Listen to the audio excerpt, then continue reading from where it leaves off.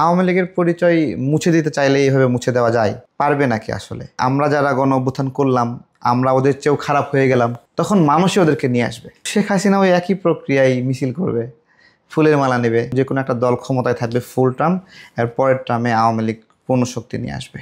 অথচ ডক্টর ইউনূসের বাংলাদেশের জন্য যা ডেডিকেশন, আমার ডেডিকেশনে তার 10 ভাগের 1 ভাগও ওনার ডেডিকেশন নাই। এগুলো নিয়ে উনি সর্বোচ্চ বাংলাদেশ ব্যাংকের গভর্নর হতে পারে, প্রধান উপদেষ্টা হওয়ার মতো অবদান উনি বাংলাদেশে রাখেন নাই। কিন্তু ডক্টর ইউনূস দেশটা তার নিজের, এটা মনে করেনি।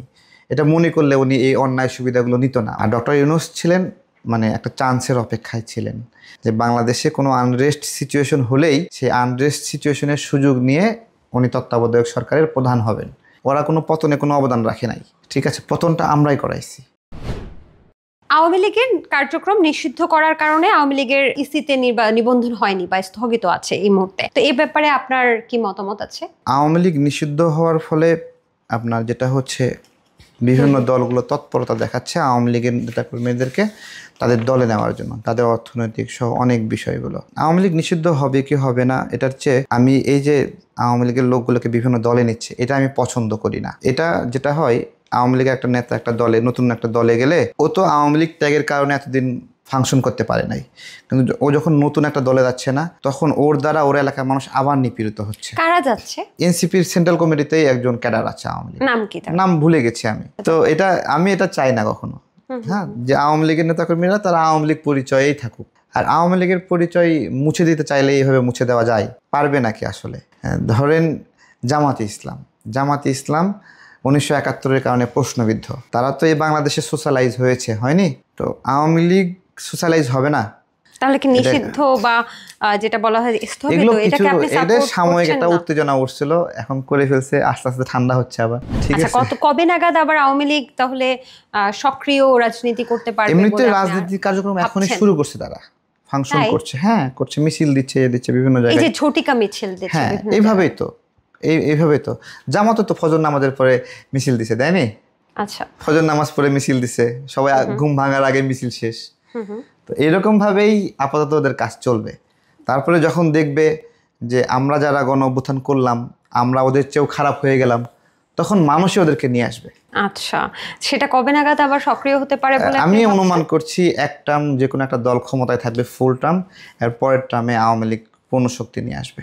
আপনি বিভিন্ন বক্তব্য এখন ভাইরাল হচ্ছে আপনার, যেটা হচ্ছে অনেকটা আওয়ামী লীগের পক্ষ নিয়ে কথা বলছিলেন, বা বলছেন যে শেখ হাসিনা দিন দিন জনপ্রিয়তা অর্জন করছে, বা আপনি বলছেন যে করছে না। কিভাবে, আপনি যদি একটু বিশ্লেষণ করতে? এটা তো খুব স্বাভাবিক বিষয়। আপনি দেখেন যে এটিএম আজহার সাহেব একসময় কি না পেরেশানিতে ছিলেন, বন্দী ছিলেন, কি হবে কি হবে না, সেই ব্যক্তিটাই ফুলের মালা নিচ্ছে, মিছিল করছে। তো শেখ হাসিনা ওই একই প্রক্রিয়ায় মিছিল করবে, ফুলের মালা নেবে একদিন ফুলের মালা, সেদিন উল্লাস হবে বাংলাদেশে, হবে। এটা আমাদের কারণে, আমরা যা যা খারাপ করব সেগুলোর কারণে হবে। বাংলাদেশে শেখ হাসিনা জনপ্রিয় হবে না কেন? শেখ হাসিনা যখন বাংলাদেশে ছিল, রাজনীতি করেছে, বেগম জিয়া রাজনীতি করেছে, জিয়াউর রহমান রাজনীতি করেছে, ঠিক আছে? এদের কারো এরকম তৎপরতা ছিল যে আলাদাভাবে নিজের ব্যবসা করতে হবে, নতুন করে লাইসেন্স নিতে হবে, নতুন করে ফ্ল্যাট বানাতে হবে, বিল্ডিং বানাতে হবে, ব্যাংক বানাতে হবে? একটা রাষ্ট্রের প্রধান সে কি করে? পুরো রাষ্ট্রের সব কিছু তার, তাই না? সব ব্যবসা তার, সব সম্পদ তার, সব ঘর তার, তাই না? ডক্টর ইউনূস এই জায়গাতে দেশকে ধারণ করতে পারেন নাই। উনি দেশের সকল ব্যবসায়ীকে তার ব্যবসা মনে করতে পারেন নাই, হ্যাঁ। এই জন্য উনি আলাদাভাবে নিজের ব্যবসা বানাচ্ছেন।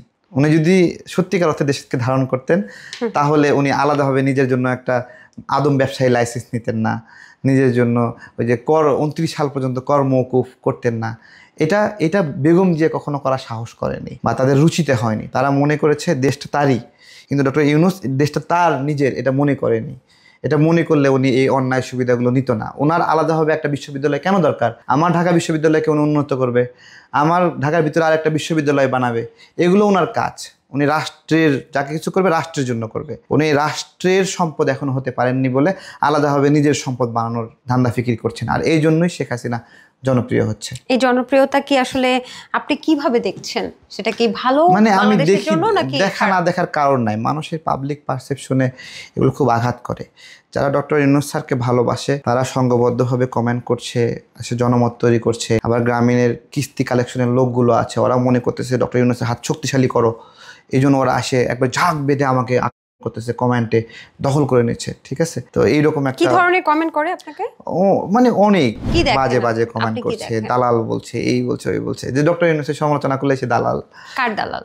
মানে কার দালাল? দালাল, ঠিক আছে, ভারতের দালাল, আওয়ামী লীগের দালাল, বিএনপির দালাল, যা দালাল বানাই দিচ্ছে। ঠিক আছে, অথচ ডক্টর ইউনূসের বাংলাদেশের জন্য যা ডেডিকেশন, আমার ডেডিকেশনের তার 10 ভাগের 1 ভাগও ওনার ডেডিকেশন নাই এই দেশের জন্য। আমরা যা কষ্ট করছি, যে পরিমাণ হয়েছি, না খেয়েছিলাম, ক্ষুধার কষ্ট, দারিদ্রতার কষ্ট, নিরাপত্তার কষ্ট, রিমান্ডে থেকে কষ্ট করেছি, এই কোনো কষ্টই উনি করেন নাই। অথচ তার গ্রামীণ ফোনের কিস্তি কালেকশনের লোকেরা এসে সংঘবদ্ধভাবে আমাদেরকে হ্যারাসমেন্ট করছে, তাই না?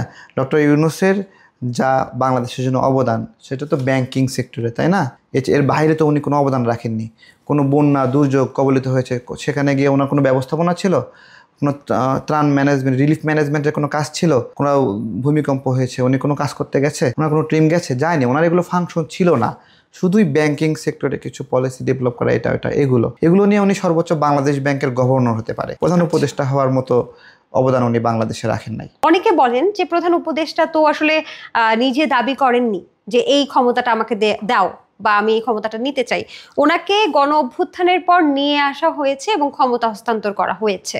তো এই ধরনের দাবির ক্ষেত্রে আপনি কি বলবেন? প্রথমত, রাজনীতি করে না এইরকম একজন ব্যক্তি প্রয়োজন ছিল, হ্যাঁ, যাকে সবাই অ্যাকসেপ্ট করবে। এটা একটা ব্ল্যাঙ্ক ফিল্ড ছিল, যেটা অন্যান্য রাজনৈতিক দলও চায় না এই জায়গার ক্ষমতাটা দখল করতে, তাই না? তারা একটা নির্বাচনী প্রক্রিয়ার মাধ্যমে ক্ষমতায় যেতে চায়, তারা কোনো মানে বাই চান্স ক্ষমতা চায় না দলগুলো। আর ডক্টর ইউনূস ছিলেন মানে একটা চান্সের অপেক্ষায় ছিলেন। মানে উনি চেয়েছিলেন রাজনীতিতে বাংলাদেশের প্রধান উপদেষ্টা একটা হওয়ার। টিম আছে, অনেক দিন ধরে কাজ করছিল যে বাংলাদেশে কোনো একটা আনরেস্ট সিচুয়েশন হলেই ওনাকে কোনো একটা সিস্টেমে প্রধান উপদেষ্টা বানাবেন ইন্টারিম গভর্নমেন্টের। ঠিক আছে, একটা টিম ছিল, একটা গোপন একটা টিম ছিল যারা দীর্ঘদিন তৎপরতা চালাচ্ছিল যে বাংলাদেশে কোনো আনরেস্ট সিচুয়েশন হলেই সেই আনরেস্ট সিচুয়েশনের সুযোগ নিয়ে উনি তত্ত্বাবধায়ক সরকারের প্রধান হবেন। এরকম একটা টিম অনেক আগে থেকে ফাংশন করছে। সেই টিমটা কারা? সেই টিমটা এটা বিভিন্ন সময় বিভিন্ন টিম কাজ করেছে। তার মধ্যে একটা টিম ছিল মাসুদ করিম, এনায়েত করিমের টিম। তারা দীর্ঘদিন এই তৎপরতা চালাইছে যে এরকম করবে। ঠিক আছে, কিন্তু এটা তারা একটা সংঘবদ্ধভাবেই এই সময়ে অন্তর্বর্তীকালীন সরকারে ওনাকে মানে পুশ করেছে, বা এটা আগে থেকে প্রি প্ল্যান্ড কিছুটা। এই তথ্য উপাত্ত আপনি কোথা থেকে পেলেন? এটা নিউজ হয়েছে, মাসুদ করিম, এনায়েত করিমদের কার্যক্রমগুলো নিয়ে অনেক আগে নিউজ হয়েছিল যে এই ধরনের তৎপরতা চালাচ্ছে। আপনি হয়তো খেয়াল করেননি, ওই সময় রাজনৈতিক পাসগুলো খেয়াল করেননি। হ্যাঁ, অনেকে ভাবতেছিল ডক্টর ইউনূস তত্ত্বাবধায়ক সরকার আসবে, সামনে আসতেছে। তো এরকম একটা পূর্ব প্রস্তুতি ছিল। এই শেখ হাসিনার পতন বা না, পতনের সাথে ওদের আবার সম্পর্ক নাই। ওরা কোনো পতনে কোনো অবদান রাখে নাই। ঠিক আছে, পতনটা আমরাই করাইছি, রাজনৈতিক দলগুলো মিলে করাইছে, সবাই মিলে আমরা করাইছি, ছাত্ররা, সাধারণ জনগণ করাইছে। কোনো বিদেশি শক্তি এগুলো পতন করায়নি। বিদেশি শক্তি যদি পতন করাতো তাহলে ওই যে আমাদের বাংলাদেশে যে পররাষ্ট্র বিষয়ে এখানে যে ছিল, উনি তো ওই মালদ্বীপে না শ্রীলঙ্কায় পালাই গেছিল নির্বাচনের সময়, তাই না? আমরা একটা আশা ছিল যে আমেরিকার পক্ষ থেকে সহযোগিতা করা হবে, তখন তো ইন্ডিয়া তাদেরকে কনভিন্স করে ফেলছে। তো আমেরিকা আমাদের এখানে রাষ্ট্রের পরিবর্তনে হেল্প করছে, এটা সম্পূর্ণ ভুয়া কথা। তাদের কোনো অবদান নাই বাংলাদেশে, আমেরিকার না, জাতিসংঘের না, কোনো দেশের না। বাংলাদেশের ছেলেপেলে তাদের জীবন দিয়ে কষ্ট করে এটা অর্জন করছে। এই ক্রেডিট কোনোভাবেই কোনো বিদেশি শক্তিকে দেওয়ার সুযোগ নাই।